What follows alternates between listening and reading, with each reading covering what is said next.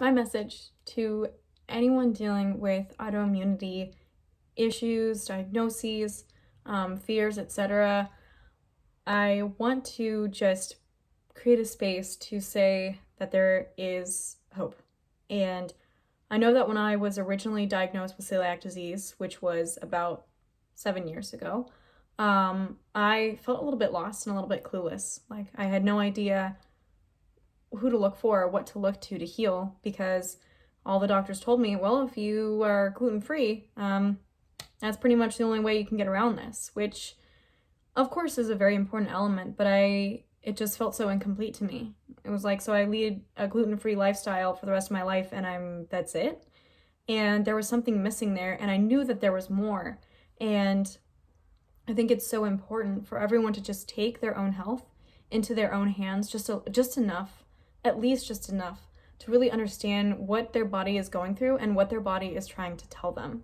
And I've been working in the health and fitness community also for about 7 or 8 years now. And a lot of what I've seen and a lot of what I have found is sort of, circulating around this one central idea that the body is designed to heal itself, okay? The body is designed to heal any injury that is done to it and any pain that it feels. The body, it simulates pain when it's trying to tell you something. It's trying to tell you this needs to be taken care of. There's a problem here. And how people address that pain may vary based on what's causing it, what it looks like, what their tolerance is, what their beliefs are, what their interests are.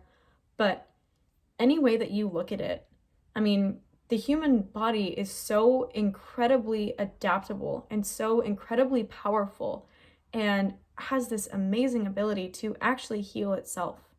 And I think if everyone just takes the time to really understand their body and what's working for it and what's working against it, and how do I create an environment that's going to just help me to heal the situation that I'm in, it's possible. And some people may disagree with me, and I respect that, but what I've seen in my own experience, personal and other, is that you have the power to heal your own body. And I want to just make sure that I create a space, again, to share that with people, and especially with people who need to hear that. So a few things that I found along my personal journey is, first off, the importance of belief. Whether it's placebo effect or some kind of connection with a spiritual realm or whatever the fuck else you want to call it, having the belief that you or your body is actually capable of healing has been so pivotal for me along my path of healing. So entirely pivotal. When I was in stages where I felt like, well, this is it, this is all I got, I have to live with this for the rest of my life, I'm gonna have these symptoms forever, and sort of just took that and accepted it and didn't question it, those symptoms would persist because I didn't believe that there was an option for my body to heal itself. I didn't believe that was possible. When I started to believe, okay, there has to be a way for my body, if it's in a position where it's having these autoimmune responses, there has to be a way for it to revert. And I'm not saying that I got rid of my celiac disease. I'm going to react to gluten anytime I eat it, probably forever, no matter what. That's not what I'm saying. What I'm saying is this, the constant flare-ups and the continued issues that I was having. I think once I got to a point where I really understood what's causing these and how do I avoid the things that are causing my body harm, and what do I nourish it with? How do I nourish it so that it's able to heal itself to its best capacity? That's where things really started to shift. So believing that your body can heal is step 1. Step 2 is doing the research.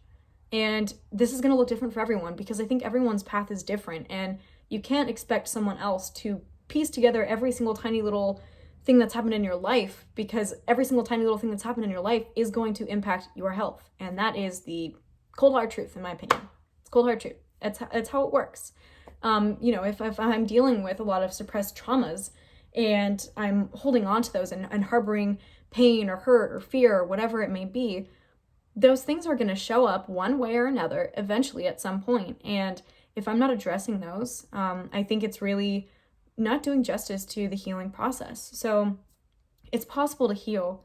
You have to believe it's possible to heal yourself, but you also have to look into What do I need to do? What's missing? What's going on here that needs healing? And for everyone, that looks different. Maybe it's emotional. Maybe, you've done everything right physically, but you're holding on to something emotionally, and that's causing your body to have some level of resistance to the healing process. Or maybe it's the opposite. Maybe your emotions are pretty well taken care of. You have really good stress management, but you're constantly eating something day in and day out that's really just inflaming your system and bothering you. And you need to do the research to figure out what is it that's really truly causing my body to have these problems. So just to give a little bit of a backstory on what I've seen personally with myself is I tackled physical health first. I addressed mental stuff after. So physical health looked like, well, I have celiac disease. Great. I'm going to cut gluten out of my diet. But with that came a whole array of things, like understanding what cross-contamination was, understanding that if something that has gluten touches my food, there's still a chance that I'm going to get sick, understanding what do I need to do to be safe there. And then beyond that, understanding what other foods am I reacting to? My gut is not entirely stable. It's not entirely healed. At least it definitely wasn't when I first started this journey. So I know that, if I'm not eating gluten and I've been off of gluten for 5 months and I'm still having flare-ups, there's got to be some more healing that needs to happen.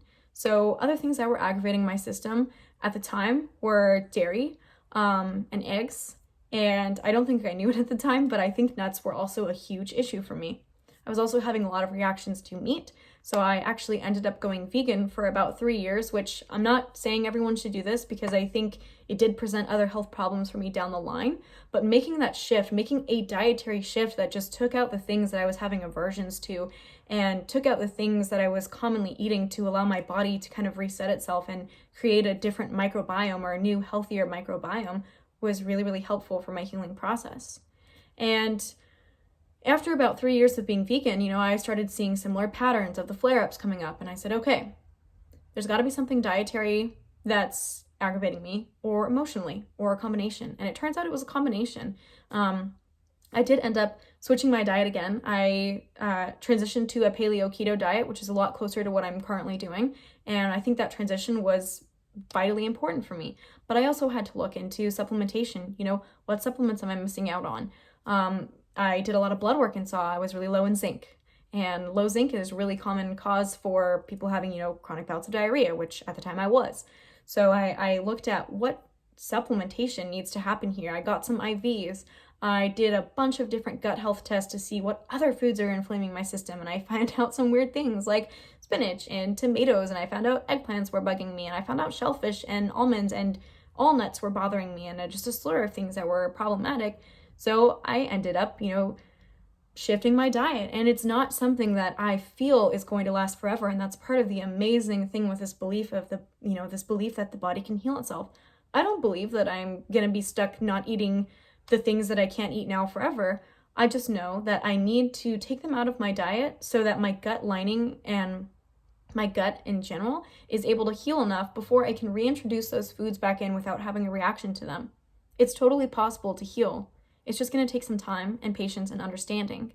And then, of course, with the mental and emotional side of things, I think that was probably one of the hardest things for me to address. And I think it's one of the hardest things for a lot of people to address and to correlate that what's going on with you mentally and emotionally can show up physically, sometimes in ways you would suspect and sometimes in ways that you wouldn't. So stress was a huge problem for me.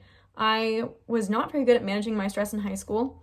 And I think that ultimately bottling things up and, lashing out but not expressing my emotions in a healthy way were probably huge catalysts for actually developing autoimmune responses. And this concept of, my body attacking itself because it's just trying to attack anything that might be hurting me in this very self-defensive position. I don't think I was handling the things I needed to handle emotionally to be able to work through them. And so they eventually showed up physically. And I found that, a lot of flare-ups I was having were being caused by stress. And whether that was the stress of overtraining or adrenal fatigue, or the stress of not sleeping enough, or not eating right, or eating, for me, eating 5 meals a day was a lot of stress on my digestive system. So I was having reactions to that. So I ended up switching to intermittent fasting and, trying that out and seeing how that helped me out. And then, of course, emotional stress of just feeling like I'm not good enough, or feeling like I'm being overworked, or I'm not taking care of myself, or I'm not able to take good enough care of myself. Any of those emotional, tics that I was having were really starting to get to me. And recently I've done a lot more, not to get too woo, but I've done a lot more spiritual work and a lot more emotional work that's causing me to dive way deeper into these issues and what really caused them. Were they caused in past lives? Were they caused in my childhood? Are they something that, has stemmed out of a really simple issue that I didn't address when I was younger, and it's grown into this big thing, and I have to kind of unravel that now.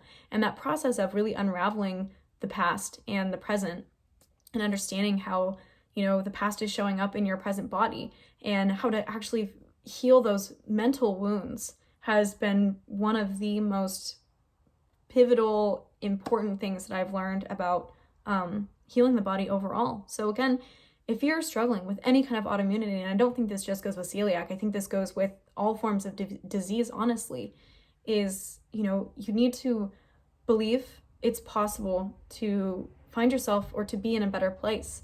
And you need to do what's required to get there. I'm not saying you can't have help. It's so incredibly important to have support. Utilize other resources. You utilize other people who are sharing their stories and what's helped them and what hasn't helped them. And, you're going to discover that some things that work for me may not work for you. And maybe some things that work for you didn't work for me, and that's okay. But it's so important to just take the time to really try to understand yourself and your body and what it's telling you. Again, your body is capable of healing itself. Pain and inflammation is just your body trying to communicate to you that something is wrong or something needs attention. And I think it's so important for us as a society to get to a point where we can accept that, and accept that my body is healing, and that's okay. And this process is going to take time, and that's okay. And I need to be patient with that, and that's okay. Because this whole process of healing is not something that happens overnight. And it takes a lot of self-love and a lot of self-work to get to a place where you can accept the challenges, especially with any kind of autoimmunity, so that you can really move through it and live with it and thrive with it. I feel like I am thriving with celiac disease, and that's not something I didn't know how I was going to get to this place. But, taking the time to really understand my body and understand my mind and understand how did I really get to where I am, and how do I heal these things so that they don't keep creeping up and they don't keep causing flare-ups or bothering me. I think I've learned a lot about how to really just avoid bothering my system further. And of course, I'm not perfect. It's a journey. It's not like I'm all high and mighty and feel like I'm completely healed, because I think that my entire life is going to be a process of healing. But I can definitely say that I think from my experience, it's very, very possible to find yourself in a better place. And I highly encourage you, if you're in a position where, you're dealing with any health problems, autoimmune problems, whatever, if you want to share those with me, and if you want my take on things, I'm more than happy to share with you more details about what's helped me along my journey and my path. And I hope that you find healing in anything that you need to find healing in, and are thriving in any way that you'd like to. Thank you.